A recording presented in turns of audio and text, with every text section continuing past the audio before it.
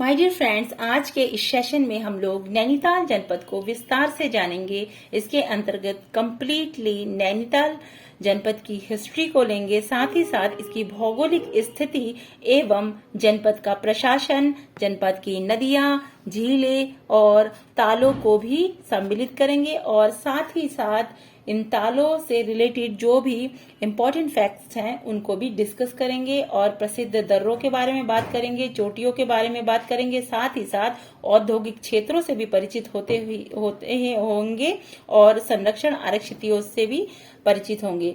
उसके साथ ही हम इसके जो पर्यटक स्थल हैं उनको भी जानेंगे। माय डियर फ्रेंड्स, मैं पूरी कोशिश करूंगी कि सारे इम्पोर्टेंट फैक्ट्स आज के इस वीडियो में इंक्लूड करूं और कोई भी फैक्ट्स ना छूटे।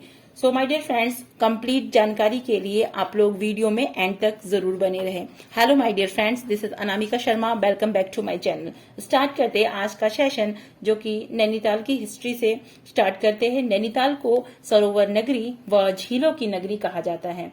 नैनीताल की खोज 1841 में पी बैरन ने की, जो शाहजहांपुर निवासी चीन का जो है एक व्यापारी था। बैरन के समय इस क्षेत्र का थोकदार नूर सिंह था।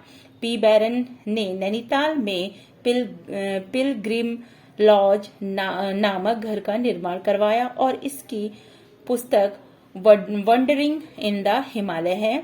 और नैनीताल की खोज की खबर 24 नवंबर 1941 को कलकत्ता के इंग्लिश मैन अखबार में छपी थी और बाद में विस्तृत विवरण आगरा अखबार में भी छापा गया था।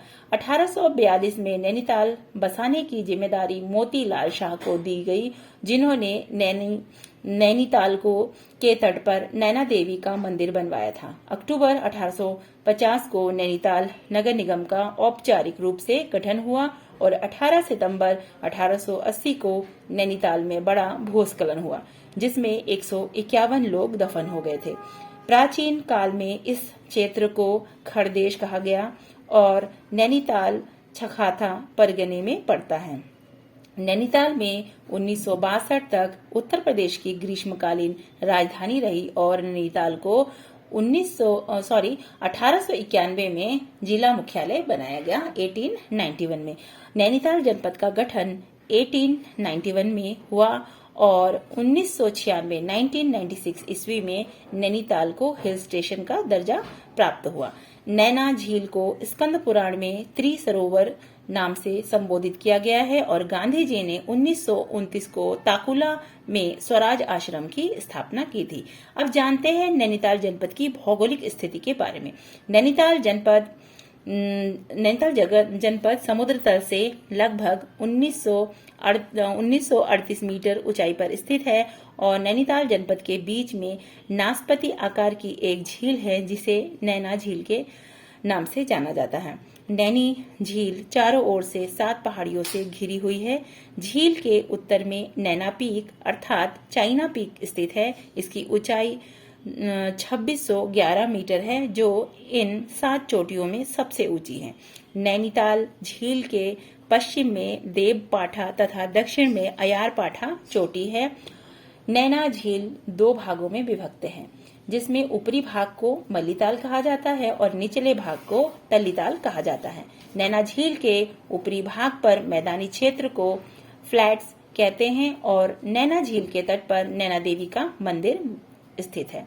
नैनीताल जिले का क्षेत्रफल लगभग 4251 वर्ग किलोमीटर है और कुमाऊं मंडल की स्थापना 1854 में हुई और इसका मुख्यालय भी नैनीताल को ही बनाया गया।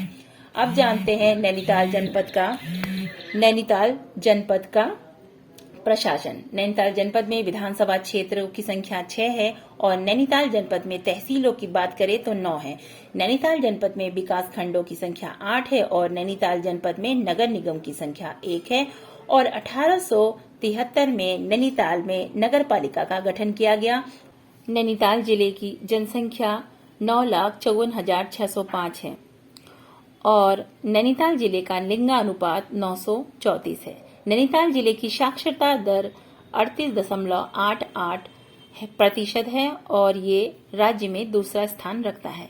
नैनीताल जनपद की पुरुष साक्षरता दर है 90% और नैनीताल जनपद की महिला साक्षरता दर की बात करें तो 77.3% है।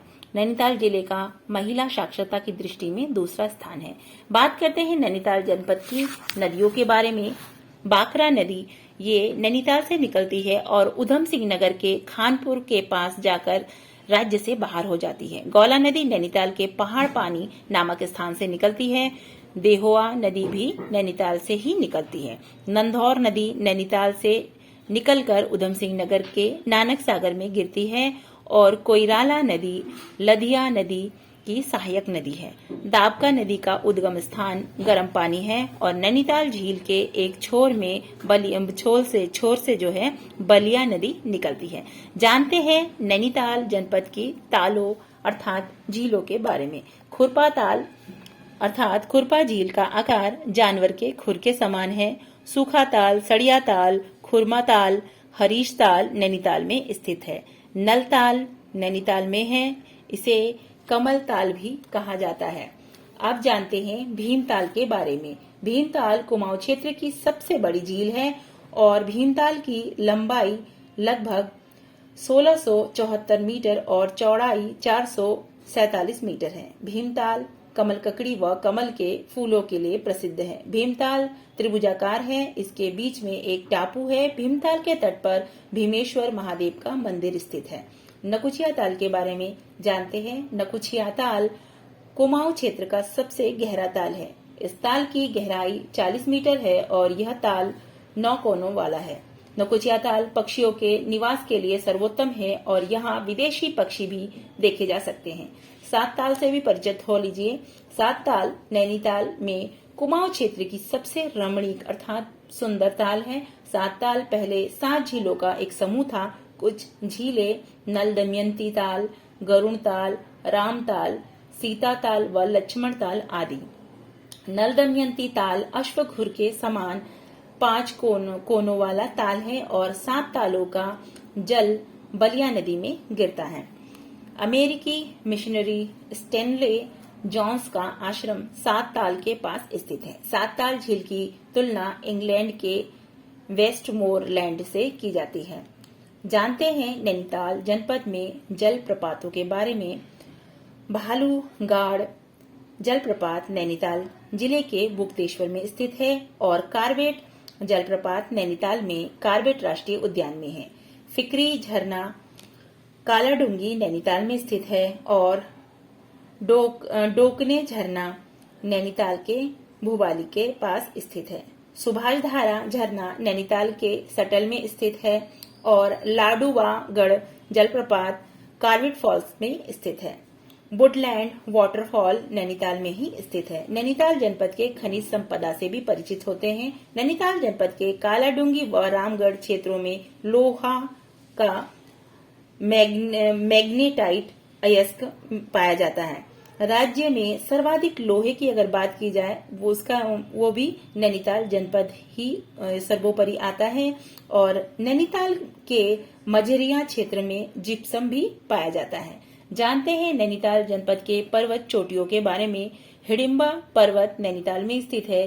किलवरी नामक पर्वत नैनीताल में स्थित है।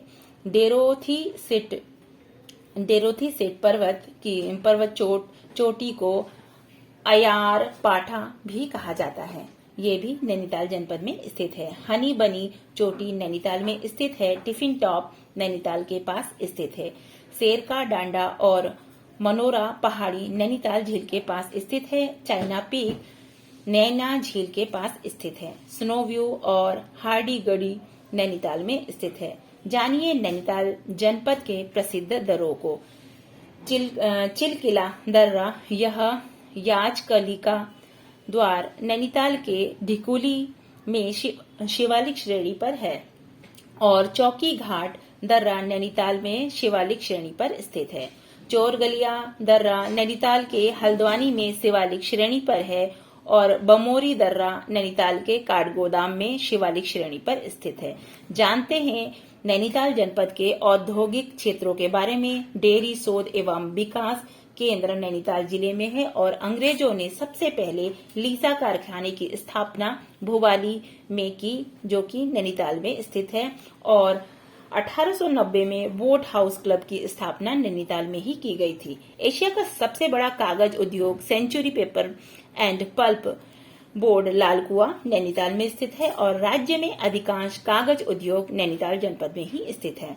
हिंदुस्तान मशीन टूल्स रानीबाग नैनीताल में स्थित है और electronics and telephone factory Bhimtal Nainital में ही स्थित है। वैक्सीन कारखाना पटवा डांगर नैनीताल में स्थित है और चाय विकास बोर्ड में सर्वप्रथम चाय फैक्ट्री घोड़ाखाल में स्थापित की गई है। उत्तराखंड महिला संघ की स्थापना नैनीताल में 1994 को हुई और Himalayan chambers of commerce and industries Nainital में ही स्थित है। बात करते हैं वन्यजीव विहार और संरक्षण आरक्षित के बारे में। राज्य के जो 4 संरक्षण आरक्षित क्षेत्र हैं, उनमें से 2 नैनीताल जनपद में स्थित है। नंधौर वन्यजीव विहार का गठन 2012 में किया गया और नंधौर वन्यजीव विहार नैनीताल व उधम सिंह नगर बॉर्डर पे स्थित है। पावलगढ़ संरक्षण आरक्षित का गठन सन 2012 में नैनीताल में किया गया और नैना देवी हिमालयी बर्ड कंजर्वेशन 2015 में नैनीताल में बना, जहां 600 से अधिक पक्षी की प्रजातियां पाई जाती हैं। और गोविंद बल्लभ पंत उच्च स्थलीय प्राणी उद्यान का गठन 1995 में नैनीताल में ही किया गया। जानिए नैनीताल में राष्ट्रीय उद्यानों और वनों के बारे में। प्रतिशत की दृष्टि से सबसे ज्यादा वन नैनीताल जिले में है और नैनीताल के कुल क्षेत्रफल का 72.64% वन क्षेत्र है। सर्वाधिक वन क्षेत्रफल की दृष्टि से नैनीताल तीसरे स्थान पर है और राज्य में सबसे ज्यादा अति सघन वन नैनीताल जिले में है। पतली व कोटादून नैनीताल जिले में स्थित है और नैनीताल के भीमताल में ज्वालामुखी मिट्टी पाई जाती है।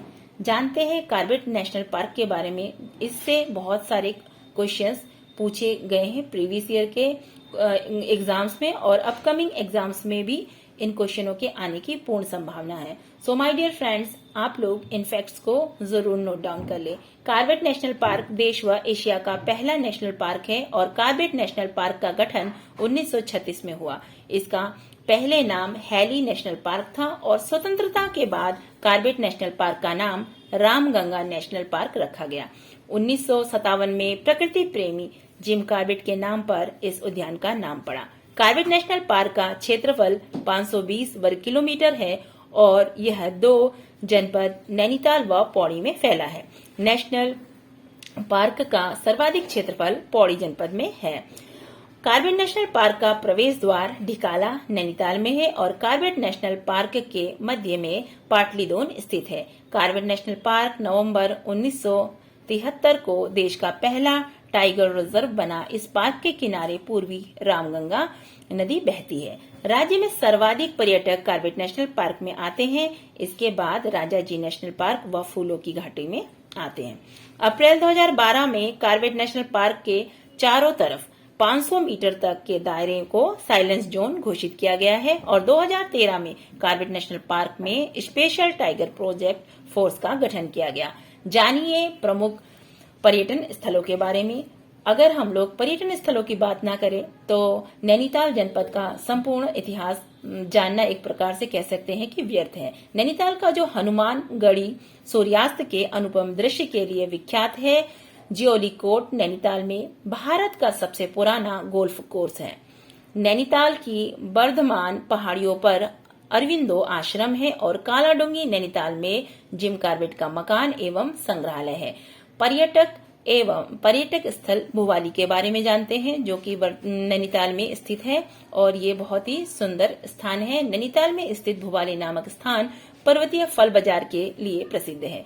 भुवाली शिप्रा नदी के तट पर बसा हुआ है और 1912 ईस्वी को भुवाली में टीबी सैनिटोरियम की स्थापना हुई। भुवाली में सर्वप्रथम 1885 में गढ़कप्तानी बंगला बना था।